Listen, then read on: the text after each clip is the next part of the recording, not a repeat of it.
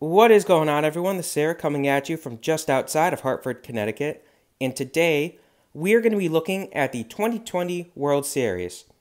Before we get to the World Series, though, let's quickly discuss the two teams that made it and how they got there.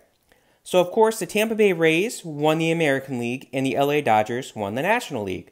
Both teams were the respective one seeds in their conferences. The Rays went 40-20. The Dodgers went 43-17. Both teams were considered, World Series favorites. The Dodgers were definitely considered a World Series favorite heading into the season. The Rays were considered a bit of a sleeper, but definitely a good team. Definitely a team that you want to watch. So how did they get there once they got in the playoffs?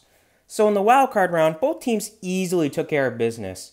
The Rays swept the Blue Jays 2-0, no problems. They didn't even think twice about it. The Dodgers swept the Milwaukee Brewers 2-0. It was nothing again. Toronto, you can make a case for them in the playoffs. Milwaukee did not belong in the playoffs. Now, granted, Philadelphia and San Francisco also would have been killed by the Dodgers, but Milwaukee had no way to be in the playoffs. They should have just forfeited the games. So we get to the divisional series, and the Rays met their match with their division rival New York Yankees. So this series would go to 5. Remember, it's a best of 5. And the Rays squeaked out a victory in Game 5. And they needed to. They really needed to. And they came together. They had their offense show up. So they won that series 3-2 over the Yankees. On the flip side, the Dodgers took care of their division rival San Diego Padres with a 3-0 sweep. However, San Diego was on the downturn at this point in time. They were really starting to struggle. So you could say the Padres were done, or you could say the Dodgers really whooped butt. I'm going to say the Dodgers had a good series and the Padres did not. Give them both, credit where credit's due to the Dodgers. They showed up. Now we get to the conference series. And they both started off pretty differently. So the Rays actually took a 3-0 lead early on against the Astros, who they met up with in the ALCS. But then they actually end up losing, and they end up losing games 4, 5, and 6, forcing a Game 7. And everyone at this point is terrified. Everyone's terrified. Oh my God, Houston has a chance to pull the 3-0 comeback. It'll be the second time in MLB history. And no, fortunately, the Rays stomped it out. They didn't let it happen. Rays took Game 7, and that clinched them their second AL pennant in their second trip to the World Series. They look to avenge their 2008 loss. On the flip side, the Dodgers, playing against the young upstart Atlanta Braves, actually lose the first 2 games, take Game 3, then lose Game 4, so they're down 3-1. And at this point, the veterans in LA step up. And they end up taking the series against Atlanta 4-3 in a very important Game 7.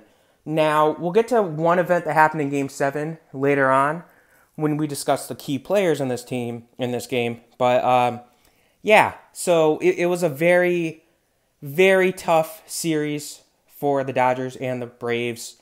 Both these teams, the Rays and the Dodgers, are in a tough. They know this has been a tough season for both, and no one's really got the massive momentum right now. So we only know the Game 1 matchup, which of course Game 1 is tonight. Tonight being Tuesday, October 20th, and it's going to be Tyler Glasnow on the mound for the Rays against Clayton Kershaw for the Dodgers. Now, I'm not going to go into too much detail on that because I'm going to go into the key players right now.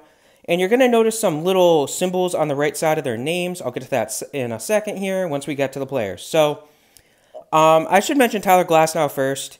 So he's starting Game 1 for the Rays again tonight. And he's been struggling a little bit. He hasn't been as good as he's normally been. Granted, he started off the 2020 season kind of slow. He did kind of get back into it towards the end of the regular season, but they need him to show up. They need him to be good. They can't have an iffy outing from him. If they have an iffy outing, the Dodgers are going to capitalize. Blake Snell's going to be starting Game 2. That's why we have the 2 next to him. And again, he needs to get his stuff together. He can't have any problems with command or control because the Dodgers will capitalize on it.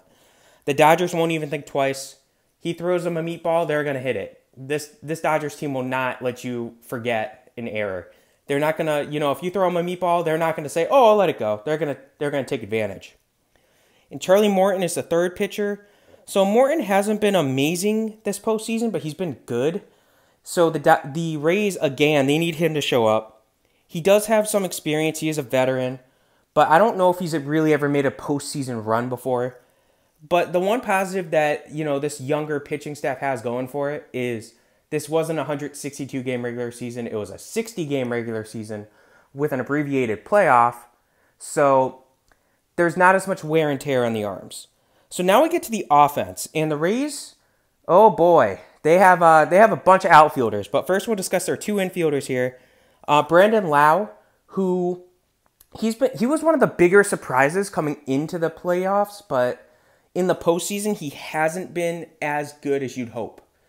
And I haven't seen every game, granted, but looking at the stats, he hasn't been as good as he's been or as good as he was in the 2020 regular season. They also have Ji-Min Choi. So Chow himself, he's been pretty hot in the postseason. He hasn't been, the guy to win 50 games for the Rays or anything like that, but he's been very good. They need him to show up as well. And the problem is he's more of a bench bat, a platoon bat, but they need him to show up.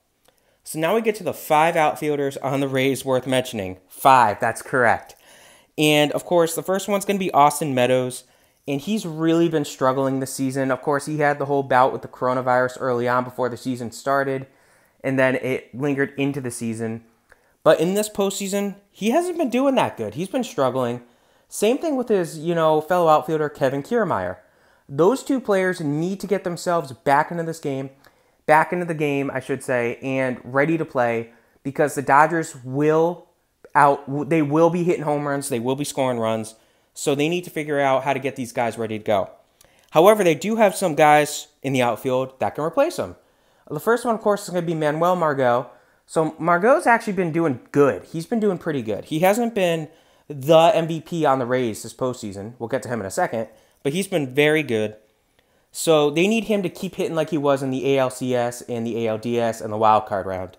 I'm going to skip one for a second here and go to Hunter Renfroe. Renfroe's been doing what Renfroe does. They need him to start hitting a little more power, though, to keep up with the Dodgers. Lastly, we have the guy, the hottest player probably in the postseason right now, outfielder Randy Arozarena. So nobody really knew much about him coming into the postseason, unless you were a Rays fan. He didn't have an amazing season in 2020. But he's been electric coming into the season, or in the postseason. Like, it's just been amazing. He's been so good. And I remember I'm watching a Rays game, and they're like, oh yeah, they're going to pitch around a Arozarena. They might, I'm like, wait, who? And then I start watching some highlights. This guy's good. So, we'll see what happens. It's going to be an interesting series for the Rays. They need to get themselves together. They need to have power.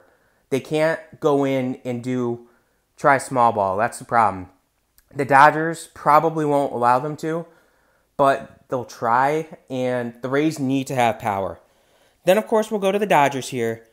And first player we're going to discuss is Clayton Kershaw, who's starting Game 1, as I said, for the Dodgers. And Kershaw has problems. For whatever reason, every postseason, Kershaw forgets how to play. He needs to play. The Dodgers need Clayton Kershaw to show up. Because if Kershaw does not show up today, or this series in general, the Dodgers are in trouble. There's no denying it. They need Kershaw. They need regular season Kershaw. Unfortunately, he hasn't looked good in the postseason. That's why he has the down arrow next to him. But they need him to show up. He can't. If he doesn't show up, it's really going to hurt his legacy. Especially if the Dodgers lose in the series yet again with Kershaw as their ace. It's really going to hurt him. And then I also have Walker Buehler towards the bottom here. So Walker Buehler, he's been iffy. Again, they need him to show up as well. They need Kershaw more than Buehler. Buehler's probably going to start Game 2. But they need both of these guys to show up. Buehler's looked a little better than Kershaw has. So we'll see. Then we have pitcher Julio Urias. Now, he's been coming out of the bullpen for the most part when they have bullpen games. And he was the guy on the mound when they won the NLCS against the Braves. He had a good game. He looked like he was going to be roughed up a little bit early on, but then he got his stuff together. He's a guy who needs to prove himself a bit, but he's still pretty young. So, and then we have their relief pitcher, Kenley Jansen. Jansen has not looked good at all this postseason. So, one has to wonder if the Dodgers are going to feel comfortable putting him out there if they're up by 1. he really has not looked good. It's going to be real proof here if they trust him or not. He just has not looked good. So now we have their 6 hitters here that we're going to discuss. And the first one's going to be infielder Max Muncy. Muncy, he's been good. They need him to keep playing well. They need him to show up on defense as well. He can't get away with bad errors. Now, the problem with him is he plays 3 positions pretty well, first, second, and third. So you can't exactly expect him to be a gold glover at all 3 positions. But they need him to show up on offense and defense. Corey Seager, their starting shortstop, has been electric this season. You know, he's carrying his regular season magic into the postseason.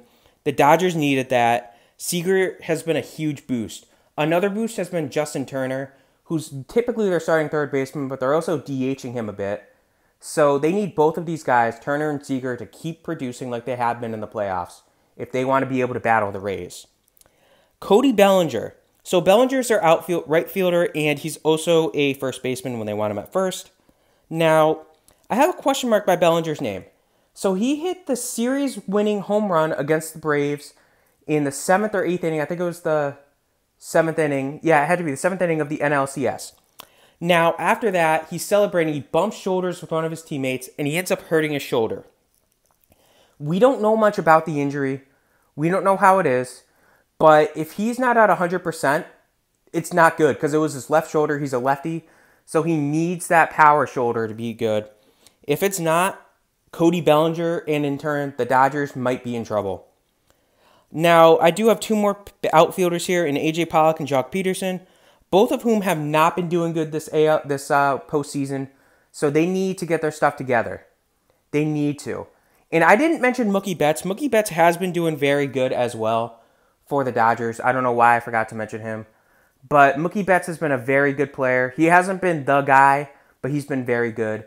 He has postseason experience. Obviously, he won a World Series ring, just like Joe Kelly did when both of them were on the Red Sox in 2018 when they beat the aforementioned, their new team, the Dodgers. So, of course, I have the game dates written down here. So today, Tuesday, is the October 20th, and then they're playing Wednesday, tomorrow, the 21st.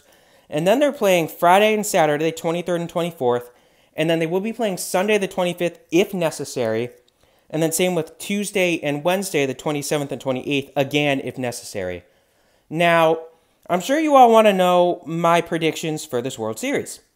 So, what we're going to do is, it's basically small ball, money ball versus the Goliath. You know, David v. Goliath. And as a Phillies fan, you would expect me to say, go Dodgers, because, you know, obviously the Dodgers are the money-spending teams, and I'm a Philadelphia fan, so my team spends money too, so we're in the same boat as the Dodgers. But at the same time, I've made it known before that I'm a fan of Moneyball. I like the guys who hit and get on base rather than the guy who hits 20 home runs. You know, I'd much rather have a guy hit 300 than hit 50 homers and bat 190 or whatever. So it's Moneyball versus big market. Small market, big market, however you want to put it. And every team I have said I am supporting to win ends up losing. So every team I've said I want to win loses. So I hope the Dodgers win. Again, every team I've said I want to win loses. So I really hope the Dodgers win. But we'll see what happens. It's going to come down to power versus Moneyball. So can the small ball players in Tampa Bay beat the big money acquisitions in the Dodgers? Time will tell. This will be a good World Series. I won't be able to watch Game 1 today, but I will be watching Games 2, 3, 4, and I will be able to watch Game 6 if necessary, and 7 if necessary. So, fingers crossed, this will be a really good series. Hope you guys enjoyed this video, and good luck to both teams. So, have a good one.